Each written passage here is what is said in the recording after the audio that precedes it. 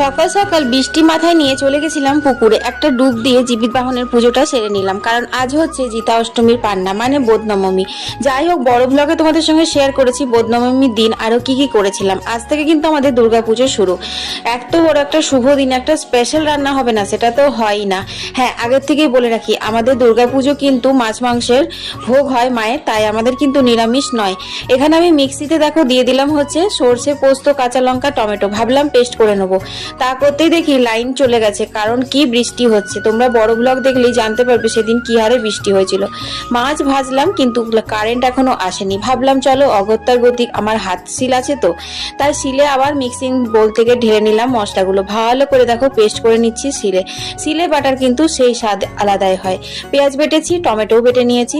মাছ ভাজার তেলে কালো জিরে ফোড়ন দিয়ে তারপর দিয়ে দিলাম হচ্ছে পেঁয়াজ বাটাটা। পেঁয়াজটা বাটাটা ভালো করে ভেজে তারপর দিয়ে দিলাম টমেটো বাটা। টমেটো বাটাটাও কিন্তু সুন্দর করে ভেজে নিলাম যতক্ষণ না কাঁচা গন্ধ চলে গেল। তারপর এখানে দিয়ে দিলাম হচ্ছে স্বাদ মতো নুন আর অল্প একটু হলুদ। তারপর দিলাম একটু লাল আর ঝালের জন্য শুকনো লঙ্কার গুঁড়ো। এরপর সর্ষে পোস্তর পেস্টটা দিয়ে একটু ভালো করে কষিয়ে নিলাম।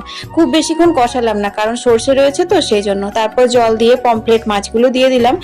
কম আঁচ করে মিনিট 5 ফুটিয়ে নিয়ে রেডি করে দিলাম পমফ্রেট মাছের স্পেশাল ঝাল। তো বন্ধুরা, আমার ব্লগগুলো তোমরা দেখতে থাকো, তাহলে তোমরা জানতে পারবে আমাদের দুর্গাপুজো কি কি নিয়মে হয়। সবাই ভালো থেকো, টাটা।